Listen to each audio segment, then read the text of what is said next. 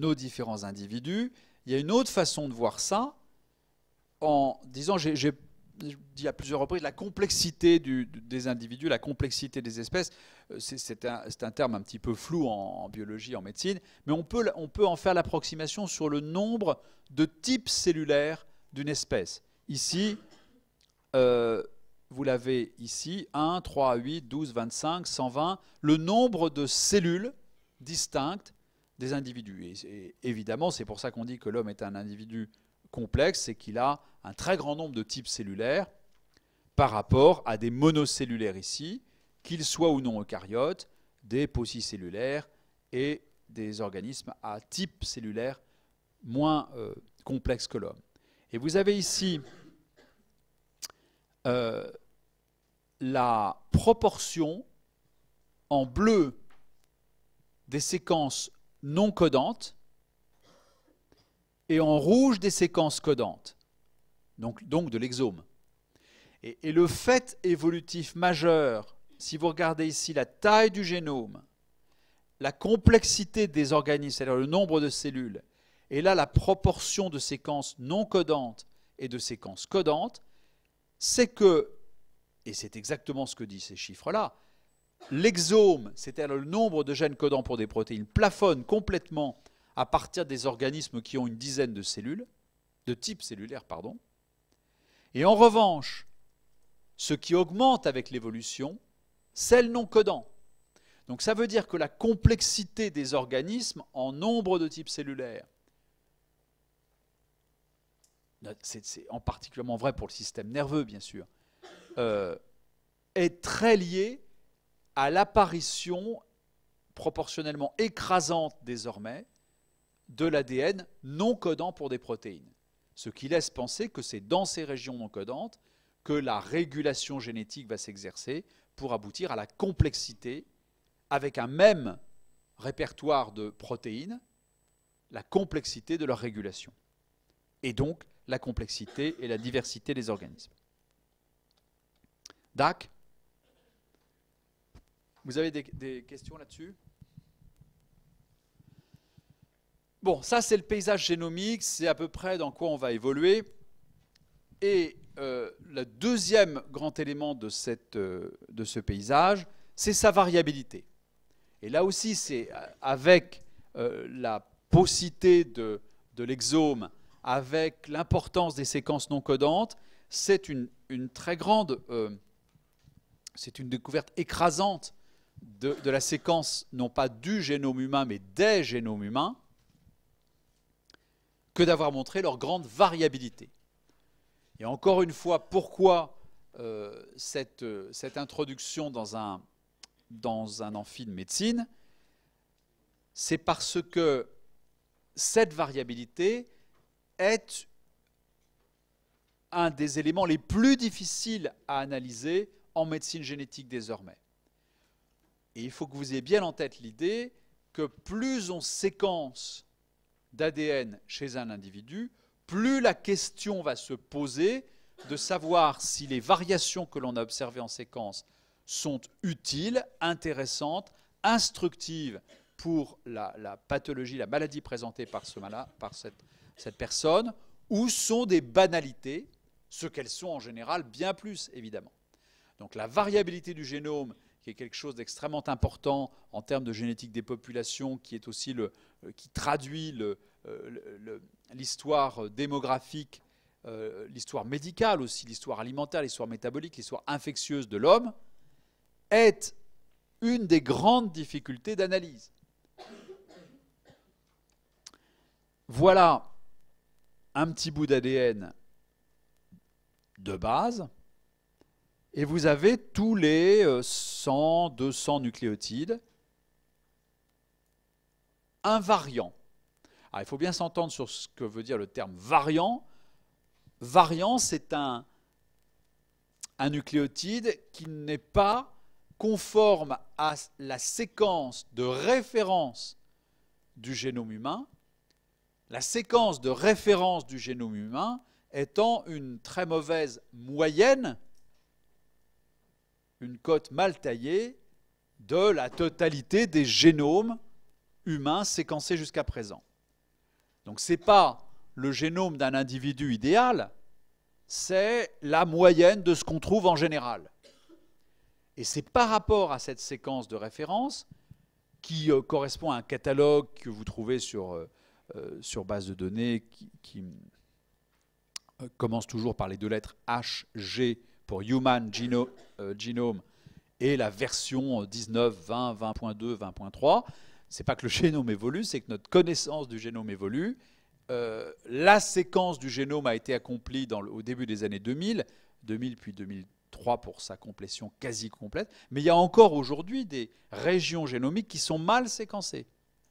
Donc il y a des versions d'amélioration de cette séquence de référence. Et encore une fois, la séquence de référence n'appartient pas à une personne, elle n'est pas dérivée des cellules d'un individu. Déjà, le premier assemblage du génome était le fait, je crois, d'une poignée de cultures cellulaires, une quinzaine, je crois, qui a abouti à la séquence du génome humain. Et on est maintenant à la séquence des génomes humains avec une séquence dite de référence. Donc un variant, c'est juste un endroit où à la place du A, vous avez un G, ou à la place du C, vous avez un T. C'est juste ça que ça veut dire. Ça ne veut rien dire de plus. Absolument rien. Ça n'a aucune notion de physiopathologie, de responsabilité, de fréquence, d'impact sur les fonctions. Ça veut juste dire qu'il y a une différence dans la séquence que j'étudie par rapport à la séquence de référence du génome humain.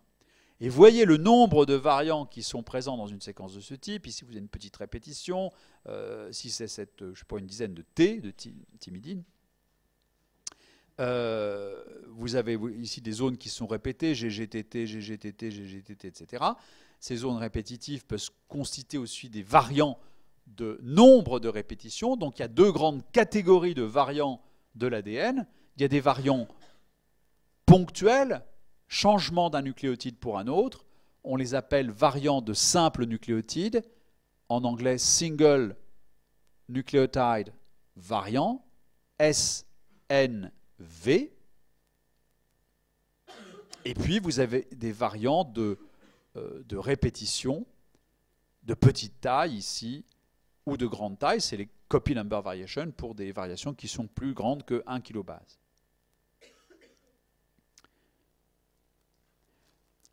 Ça, c'est la représentation de notre paysage de 100 kilobases avec notre gène moyen. Mais le gène moyen, comme vous voyez, dans ces 100 kilobases, chaque petit trait vertical correspond à un SNV, Single Nucleotide Variation.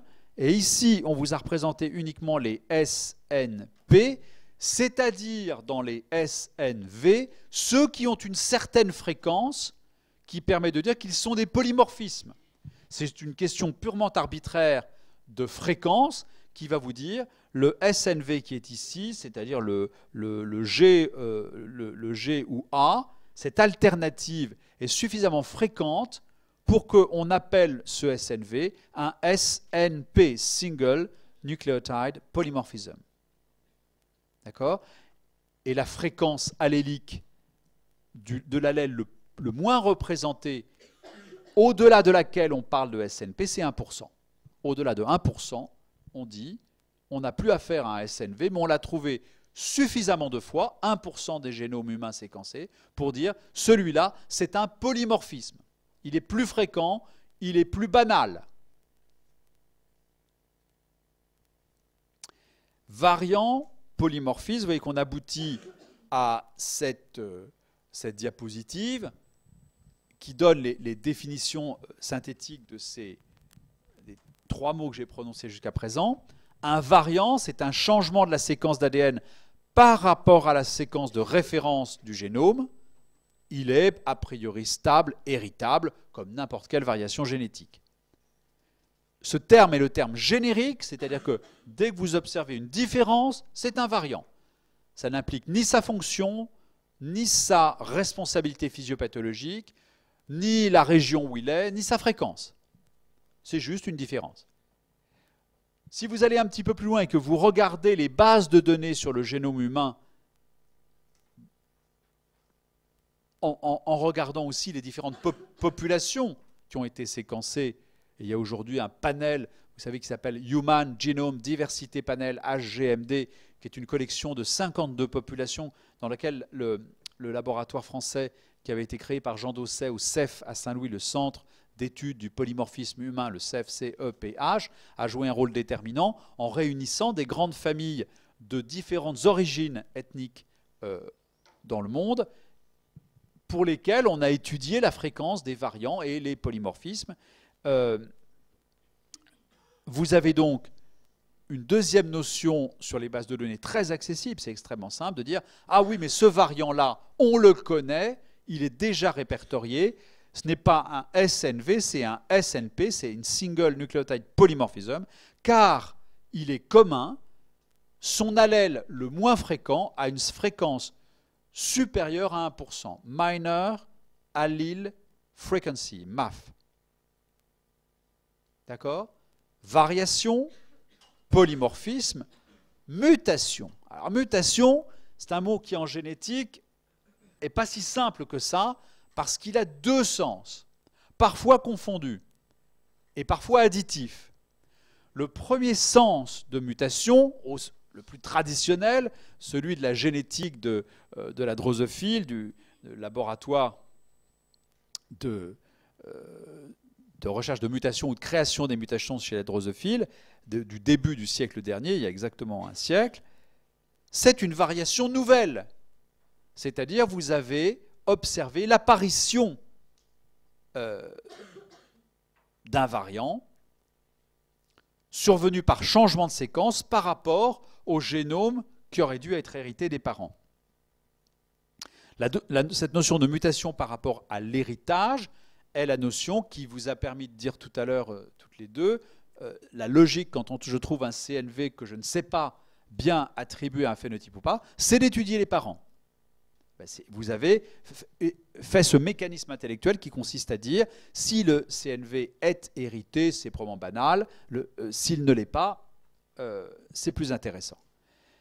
C'est le premier terme du mot mutation, apparition nouvelle d'une variation chez un enfant par rapport à ses parents.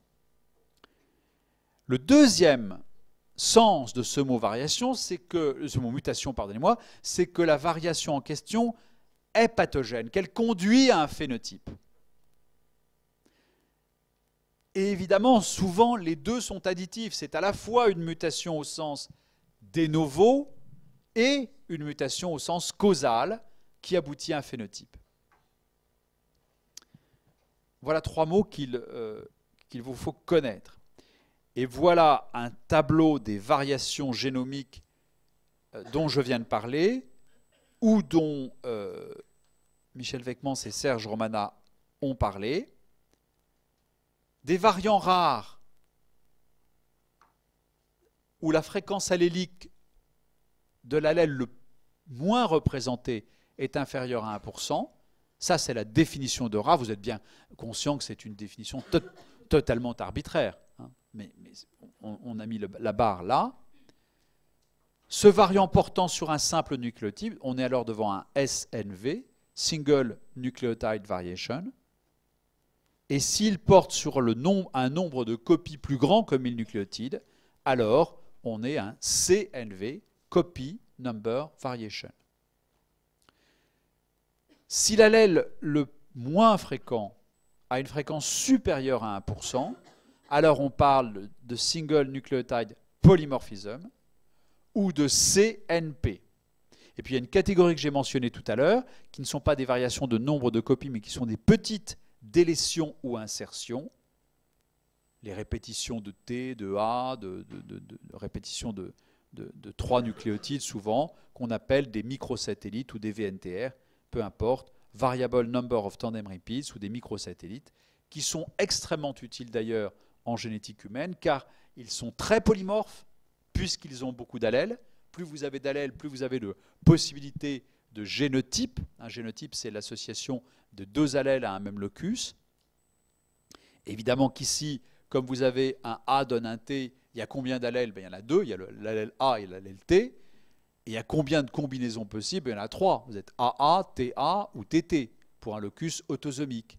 D'accord? Ici, si vous avez 3 allèles, vous avez toujours 2 puissance n possibilités de génotypes, et par conséquent, il y a une grande informativité de ces régions polymorphes par délétion-insertion, qu'on appelle les microsatellites ou les VNTR.